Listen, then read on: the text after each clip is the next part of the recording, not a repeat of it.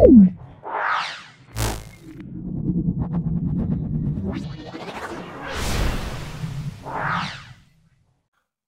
আমরা 7 নম্বর সেট উত্তরগুলো ব্যাখ্যা করছি। প্রথম থেকে ভিডিওটা শেষ পর্যন্ত দেখো। বিগত দিনে যে সকল সেটগুলো হয়েছে বা প্লেলিস্টে ফার্স্ট সেমিস্টারে যে সকল ভিডিওগুলো আপলোড করা হয়েছে সেগুলো প্রথম দেখো। আশা করি আমার এই ভিডিও থেকে তোমরা দারুণভাবে উপকৃত হবে। চলে আসছি আজকে 7 নম্বর সেট। সেটা হলো একটি সরল দোলগতির পর্যায়কাল দেয়া আছে, পরিমিত মান সব দেয়া আছে। 100টি পূর্ণ দোলনের জন্য প্রয়োজনীয় সময় যদি 90 সেকেন্ড হয় এবং হাত ঘড়িটি ন্যূনতম 1 সেকেন্ড প্রদর্শন সক্ষম হয়, তাহলে জি এর মান নির্ণয়ের সঠিকতা নির্ণয় করতে বলছে। এটা আমরা অপশন বি পাবো 2.7%। 2.7%। দেখো, তারপরে আমরা চলে আসছি, দেখে নাও ডুয়েটটা দেখে নাও। সেটা দেখে নাও, একটি ছাত্র একটি সরল দোলকের 100টি পূর্ণ দোলনের প্রয়োজনীয় সময় 4 বার পরিমাপ করে 90 সেকেন্ড, 91 সেকেন্ডে 91 second, 90 second, 91 second, 95 second, 92 second যে ঘড়িটির সাহায্যে সময় পরিমাপ করা যায় তার ন্যূনতম সময় 1 সেকেন্ড। তাহলে গড় সময় কত হবে? এটা আমরা দুইয়েরটা কি বলবো?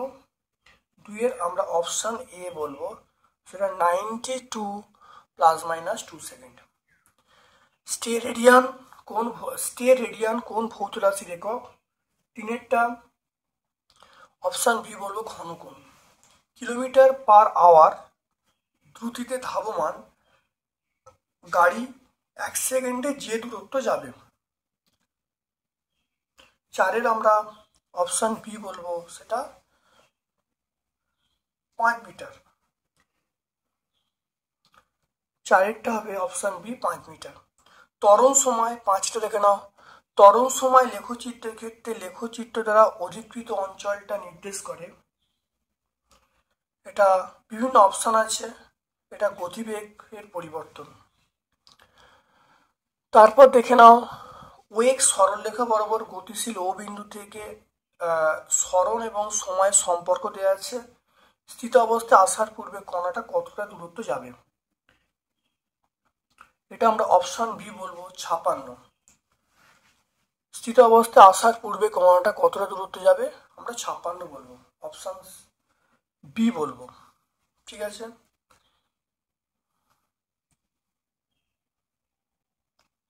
এই অঙ্কটা দুটো টাইপ আছে। এই অঙ্কটা ভালো করে দেখবে, দুটো টাইপ আছে। একটা উত্তরে তোমরা দেখতে পাবে উত্তরটা হবে তোমার 16 পাবে, আর একটাই দেখবে উত্তর, যেমন এই অঙ্কটা উত্তর হবে 56। দেখবে আগে একটা ভিডিও দেওয়া হয়েছিল, সেখানে কিন্তু উত্তর কিন্তু 16 ছিল। তাহলে খুব ভালো করে অঙ্কের টাইপটা বুঝবে, বুঝে অঙ্কটা কিন্তু প্র্যাকটিস করবে। তারপর দেখো, একটি গাড়ি 36 কিমি/আওয়ার বেগে x কিলোমিটার, 45 কিলোমিটার/আওয়ার বেগে পরবর্তী x কিলোমিটার গেল। গাড়িটির দ্রুতি কত হবে? সাতেরটা আমরা অপশান বি বলবো 40 কিমি/আওয়ার। তারপরে একটি মিনারের শীর্ষদেশ থেকে 20 মিটার/সেকেন্ড বেগে বলকে ওপর দিকে ছোঁড়া হলো। আবার এটি কিছু সময় পর 80 মিটার/সেকেন্ড বেগে মাটিতে আছড়ে পড়লো। মিনারটির উচ্চতা কত হবে? আটেরটা আমরা কি বলবো? অপশান বি বলবো 300 মিটার। একটি বস্তুকণা উল্লম্ব দিকে ছোঁড়া হলো। বস্তুকণাটি 5 সেকেন্ড পরে এইচ উচ্চতায় উঠলো। আরও 9 সেকেন্ড পরে এইচ উচ্চতায় 9 সেকেন্ড পরে ফিরে এলো। এইচ উচ্চতায় বস্তুটার বেগ কত হবে? এটা আমরা 9c বলবো, সেটা 19.6 সেমি/সেকেন্ড। একটা ভেক্টর বলা আছে, একক ভেক্টরের মান কত হবে সেটা বার করতে বলেছে। 10এরটা আমরা বলবো, 10এর অপশান বি বলবো। তারপর দেখো 11টা, একটি প্রাসের প্রক্ষেপ কোণের পরিবর্তন না করে প্রক্ষেপ দ্রুতি 2% বাড়ানো হলো। প্রাসটির সর্বোচ্চ উচ্চতা কত বৃদ্ধি পাবে? 11টা অপশান বি। অনেকবার হয়েছে, ভালো করে তোমরা পাশের বিভিন্ন রকম অঙ্কগুলো বা বিভিন্ন রকম থিওরিগুলো দেখবে, সব পেয়ে যাবে, সব উত্তর কিন্তু সেখানে আছে। 12টা দেখে নাও। একটি বস্তুকে 5 মিটার পার সেকেন্ড বেগে ভূপৃষ্ঠের সঙ্গে থিটা কোণে ছোঁড়া হলো। অন্য একটি বস্তুকে একটি গ্রহ থেকে 3 মিটার পার সেকেন্ড বেগে একই কোণে ছোঁড়া হলো। তাহলে বস্তু দুটি একই প্রকার গতিপথ অনুসরণ করলো, তাহলে অভিকর্ষ ত্বরণের মান কত হবে? তাহলে অভিকর্ষ ত্বরণের মানটা কত হবে জানতে হবে। 12টা আমরা অপশান এ বলবো, সেটা 3.5 বলবো। তারপর দেখো একটি প্রাসের গতিবেগের সমীকরণ দেওয়া আছে, আমাকে বলেছে প্রাসটির গতিপথের সমীকরণ কি হবে।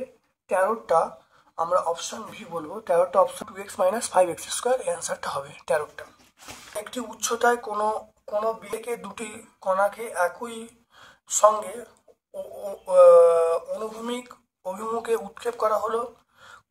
কণা দুটির প্রাথমিক বেগের অভিমুখ একে অন্যের বিপরীতে এবং প্রত্যেকের প্রাথমিক বেগের মান হলো ভি।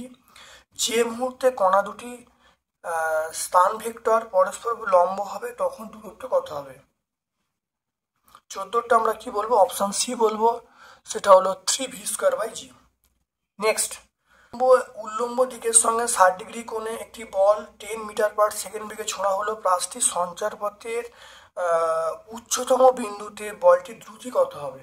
15টা আমরা বলবো অপশান বি, 15টা আমরা অপশান বি বলবো, সেটা হলো 5√3 মিটার পার সেকেন্ড।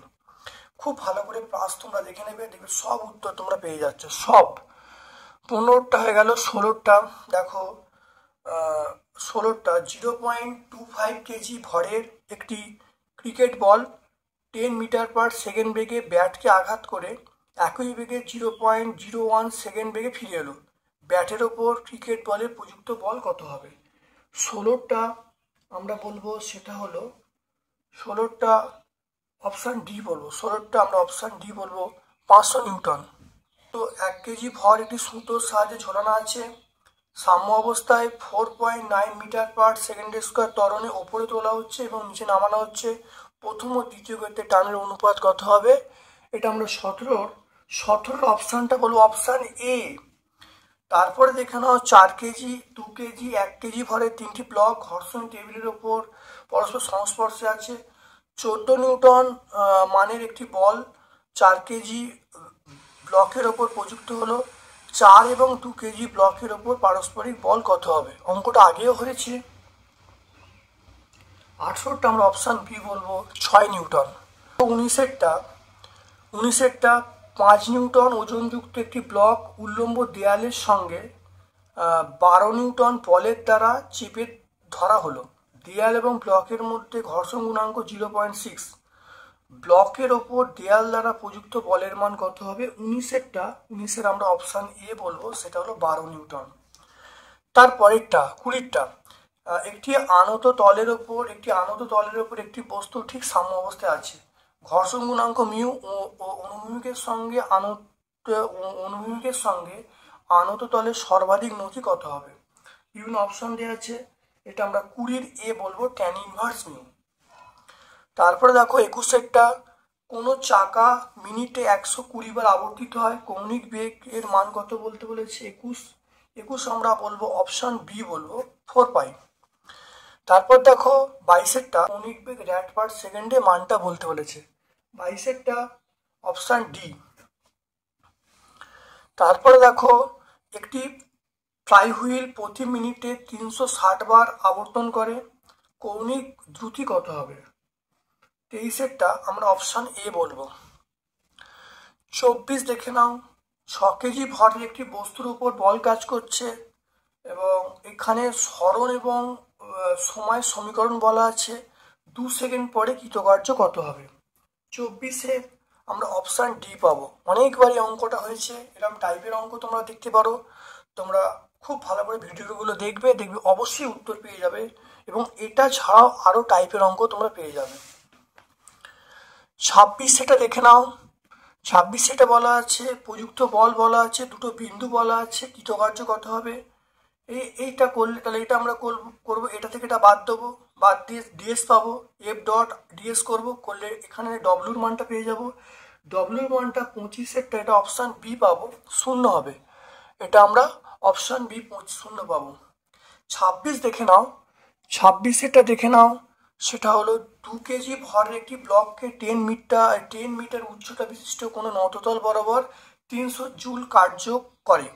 তাহলে ঘর্ষণের বিরুদ্ধে কার্য করতে হবে। অবশ্যই অঙ্কটা হয়ে গেছিল, দেখবে এখানে যে ভিডিওগুলো দেওয়া আছে তার মধ্যে অঙ্কটা আমি করে দিয়েছিলাম।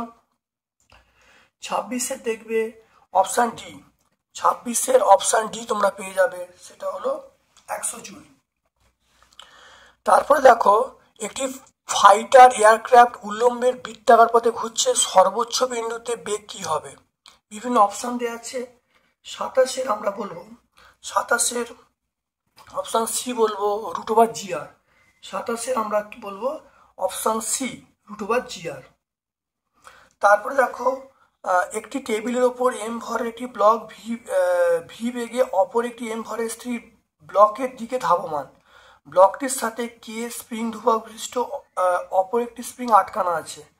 এখানে স্প্রিংয়ের সর্বোচ্চ যে সংকোচন কত হবে? 28-এর অপশান বি হবে। 28-এর আমরা কি পাবো? অপশান বি আমরা পাবো। 29 দেখো, দেখে নাও 40 সেন্টিমিটার ব্যাসার্ধের এবং 2 কেজি ভরের একটি চাকা 20 সেন্টিমিটার উচ্চতা একটি বাধার সংস্পর্শে আছে। চাকাটি কেন্দ্রের দিকে অনুভূমিকভাবে সর্বনিম্ন যে বল প্রয়োগ করে তা সেটা কোনটা হবে? 29 আমরা অপশান সি বলবো। 29-এর আমরা অপশান সি বলবো। তারপরে দেখো 30-এ যেটা দেওয়া আছে এটা অবশ্যই হয়ে গেছিল। 30-এর আমরা পাবো, 30-এরটা আমরা এখানে ডব্লিউ জনের একটি দণ্ড অনুভূমিক সমান্তরাল তীক্ষ্ণাগ্র এ ও বি আছে। দণ্ডটি সাম্য অবস্থায় আছে। তীক্ষ্ণাগ্র দুটি ডি দূরত্বে আছে। ভরকেন্দ্র এ থেকে এক্স দূরত্বে অবস্থিত।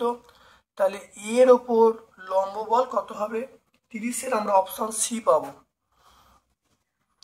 তারপরে দেখো 31-এর তোমরা দেখতে পাচ্ছ, সেটা হবে মূলবিন্দুর সাপেক্ষে দুটি সমান ভরের অবস্থান ভেক্টর পি এবং কিউ। ভরকেন্দ্রে অবস্থান ভেক্টর কি হবে? ওটা যোগ করে 2 ভাগ হবে। 31-এর অপশান বি হবে, যোগ করে 2 ভাগ। তারপরে দেখো এম ভরের এবং আর ব্যাসার্ধের একটি সুষম ফাঁপা চোঙের চারিদিকে জড়ানো ভরহীন সুতোর সাহায্যে এম ভরের একটি বস্তু ঝুলছে। সুতোটি যদি চোঙের ওপর পিছলে না যায় তাহলে বস্তুটি ছাড়ার পর কত ত্বরণে পড়বে? এটা আমরা কি বলবো? 32-এর আমরা বলবো অপশান বি বলবো, সেটা হলো G/2। টর্কের মাত্রা কি হবে? টর্কের মাত্রা আমরা বলবো, এখানে বিভিন্ন অপশান দেওয়া আছে। টর্কের মাত্রা মানে কি? যে মাত্রার সঙ্গে সমান, অর্থাৎ অপশান এ হবে। তারপরে দেখো এম এবং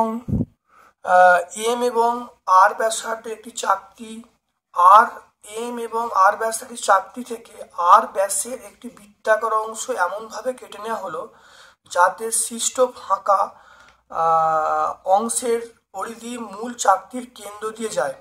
চাকতির কেন্দ্রগামী লম্ব অক্ষের সাপেক্ষে এবং বাকি অংশের জড়তা ভ্রামক কত হবে? 34 আমরা অপশান এ বলবো। 35 দেখে নাও, সেটা হলো এম ভরের এবং আর ব্যাসার্ধের একটি সুষম ফাঁপা চোঙের চারিদিকে জড়ানো ভরহীন সুতোর সাহায্যে এম ভরের একটি বস্তু ঝুলছে। সুতোটি যদি চোঙের ওপর দিয়ে পিছলে না যায় তাহলে বস্তুটি ছাড়ার পর কত ত্বরণে পড়বে? 35-এর আমরা অপশান বি বলবো, এটাও G/2। তাহলে 35-এর অপশান কি হবে? Option B. তাহলে আজকে আমরা এই সেটটা উত্তরগুলো জানলাম। ভালো করে ভিডিওগুলো সব দেখো, তোমাদের ফার্স্ট সেমিস্টার পরীক্ষা অত্যন্ত ভালো হবে। আমার পক্ষ থেকে তোমাদের সকলকে ধন্যবাদ এবং শুভকামনা জানিয়ে আজকের মতো আমি ভিডিও শেষ করছি। আমি তোমাদের আবার পুনরায় রিকোয়েস্ট করছি যে আগে যে সকল ভিডিওগুলো আছে সেগুলো তোমরা পুঙ্খানুপুঙ্খভাবে দেখো। আগে যে সকল ভিডিও আমি আপলোড করেছি সেমিস্টারের জন্য সেগুলো তোমরা পুঙ্খানুপুঙ্খভাবে দেখো, দেখবে সেখান থেকে সব উত্তরই পেয়ে যাচ্ছ। এবং সেগুলো প্রথম দেখো, আর যদি ভালো লাগে একটা লাইক করবে, চ্যানেলটাকে সাবস্ক্রাইব করবে, আর বেল বাটনে অবশ্যই ক্লিক করে রাখবে যাতে যাতে ভিডিও আপলোড করার সঙ্গে সঙ্গে তোমাদের কাছে নোটিফিকেশান চলে যায়, যাতে ভিডিও আপলোড করার সঙ্গে সঙ্গে তোমাদের কাছে নোটিফিকেশান চলে যায়। আর তোমাদের সকল বন্ধুবান্ধবের মধ্যে আমার যে এই চ্যানেল মানে এডুফিজিক্স বাই পিকেজি, এই চ্যানেল লিঙ্কটা যেন সবাই কাছে শেয়ার করে দাও। আমি আজকে এখানেই ভিডিও শেষ করলাম। আমার পক্ষ থেকে তোমাদের সবাইকে ধন্যবাদ এবং শুভকামনা জানিয়ে ভিডিও শেষ করলাম। Thank you.